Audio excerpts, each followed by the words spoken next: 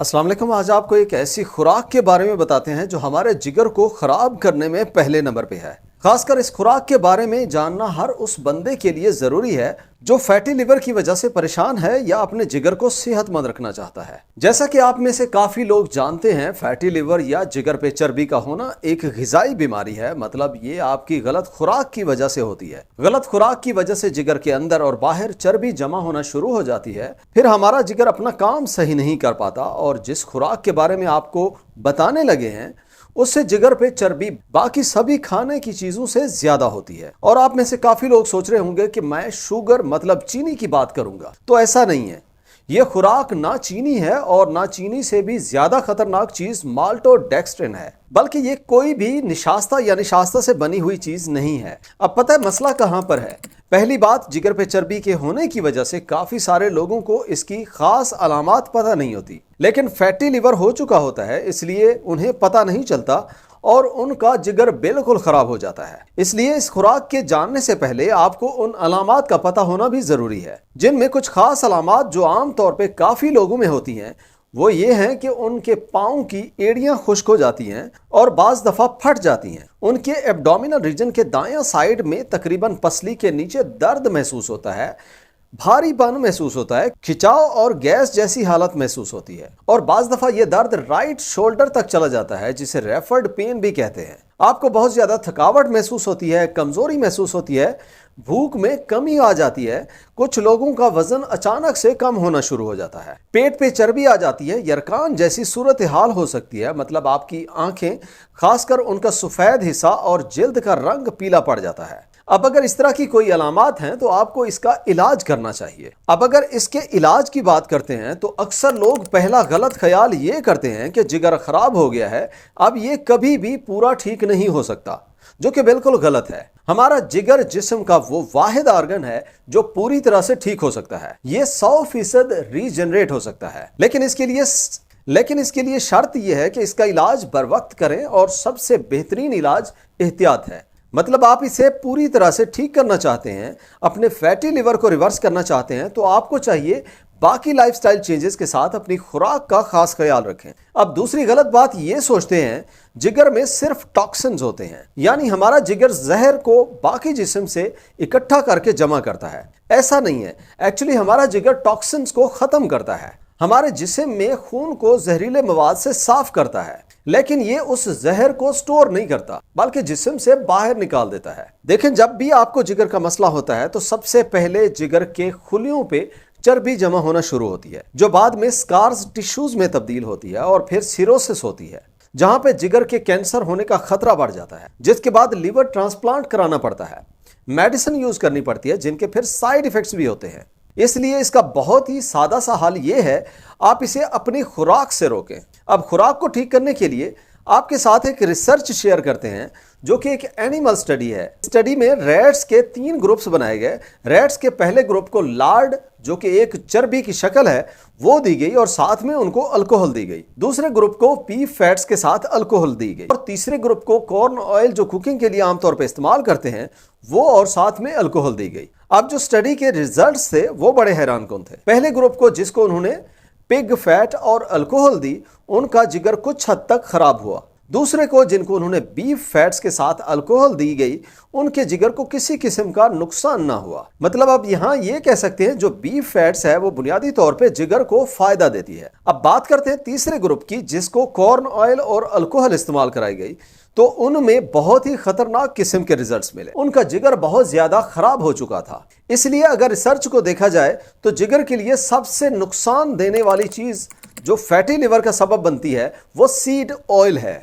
ये तेल जो बीज से बनते हैं, जितने भी हैं, ये बहुत ज्यादा सोजिश पैदा करते हैं, क्योंकि बेसिकली जब ये तेल बनाए जाते हैं तो इनको बहुत ज्यादा प्रोसेस किया जाता है, बहुत से केमिकल्स मिला के इनको साफ किया जाता है और ये फिर जिगर पे बुरा असर डालते हैं। अब ये सारे तेल इतने बुरे क्यों हैं और इन तेल की जगह आपको क्या इस्तेमाल करना चाहिए ताकि आपका जिगर सेहतमंद रहे, आप में फैटी लिवर का मसला ना हो और ओवरऑल हेल्थ भी आपकी बेहतर रहे। पहली बात, इस तेल में बहुत ज्यादा मिकदार ओमेगा 6 की होती है। नो डाउट इसके नॉर्मल मिकदार हमारे सेहत को फायदा देती है, लेकिन सीड ऑयल में ओमेगा 6 की बहुत ज्यादा मिकदार होती है और ये काफी ज्यादा इन्फ्लेमेटरी होता है जिसमें सोजिश पैदा करता है। ओमेगा 6 जिसे लिनोलिक एसिड भी कहते हैं, ये हमारी खुराक में तेल की वजह से 25 से 30% डेली की कैलोरीज तक चला जाता है। अब अगर हम पिछली स्टडी के साथ इसको कंपेयर करें तो जो पहला ग्रुप था जिसमें पिग फैट था, उसमें लिनोलिक एसिड 2.5% होता है। बीफ फैट जो गोश्त हम खाते हैं उसमें लिनोलिक एसिड तकरीबन 0.7% होता है। लेकिन जो कॉर्न ऑयल है उसमें 56.6% तक ओमेगा 6 या लिनोलिक एसिड होता है। एक्चुअली ये जो ओमेगा 6 या लिनोलिक एसिड है जो इन तेल में होता है, इसको जब हम गर्म करते हैं तो ऑक्सीडाइज्ड हो जाता है और इससे फिर बहुत ज्यादा फ्री रेडिकल्स बनते हैं जो कि हमारे जिस्म के खुलियों पे बहुत ज्यादा बुरा असर डालते हैं। उनमें ऑक्सीडेटिव डैमेज बढ़ जाता है, खासकर ये जिगर के खुलियों को बहुत ज्यादा नुकसान पहुंचाते हैं। इसलिए जरूरी है वो लोग, खासकर जो जिगर के मरीज हैं या अपने जिगर को वैसे सेहतमंद रखना चाहते हैं, उन्हें चाहिए कि वो इस तेल का इस्तेमाल बंद कर दें, क्योंकि ये बहुत ज्यादा इन्फ्लेमेटरी होता है और हमारे जिस्म में मुख्तलिफ खुलियों में काफी ज्यादा अरसे तक रह जाता है। देखिए, जब आप चीनी खाते हैं या कोई और कार्ब खाते हैं, वो जल्दी से ग्लूकोज में तब्दील होकर ताकत देता है। लेकिन जब आप तेल ज्यादा खाते हैं, एक तो ये जल्दी टूटता नहीं है, स्टोर होता है, जिसकी वजह से जिस्म के ऑर्गन्स पे चर्बी जमा होना शुरू हो जाती है, खासकर जिगर पे चर्बी आ जाती है, वजन बढ़ने लग जाता है। और आपको पता है ये तेल जो हम खाते हैं उनसे ताकत हम उतना नहीं ले पाते, लेकिन इससे जिस्म के बाकी काम होते हैं, जैसे हार्मोन्स का बनना है, कोलेस्ट्रॉल का बनना है या सेल मेम्ब्रेन भी इन्हीं से बनती है। और जो बाकी ऑयल ज्यादा होता है वो जिस्म में सोजिश पैदा करता है, जिससे फिर इंसुलिन रेजिस्टेंस बढ़ती है जो फैटी लिवर की एक बड़ी वजह है। इसलिए जरूरी है आप जो कुछ खा रहे हैं कोशिश करें उसके बारे में जानें।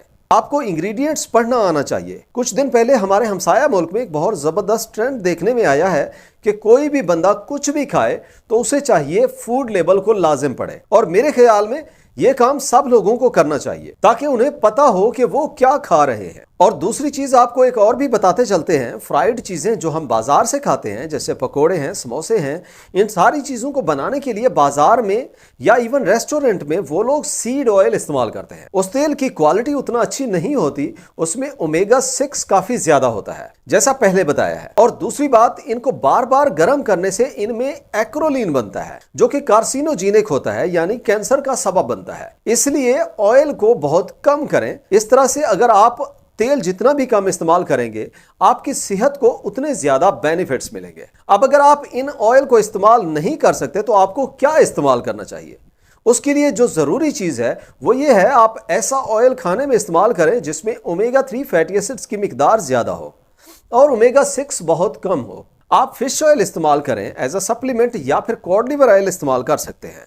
ये सब सोजिश को कम करते हैं क्योंकि इनमें ओमेगा 3 फैटी एसिड काफी ज्यादा होता है। और कुकिंग पर्पस के लिए आप जैतून का तेल इस्तेमाल कर सकते हैं जिसमें ओमेगा 3 ओमेगा 6 दोनों होते हैं, लेकिन ओमेगा 9 काफी ज्यादा होता है जो कि एक अच्छी फैट है और इससे आपकी सेहत पे बहुत अच्छे असरात पड़ते हैं। साथ में अपनी खुराक में क्रूसीफेरस वेजिटेबल्स इस्तेमाल करें, फ्रूट्स के जूस के बजाय पूरा फल खाएं और रोजाना का 20 मिनट तक वर्जिश करें। इससे आपको काफी ज्यादा फायदे मिलेंगे। वीडियो यहां तक देखने का बहुत शुक्रिया। चैनल पे पहली दफा आए हैं और चैनल को सब्सक्राइब नहीं किया तो अपनी सेहत के बारे में मजीद जानने के लिए इस चैनल को सब्सक्राइब करें। मिलते हैं नेक्स्ट वीडियो में। अल्लाह हाफिज।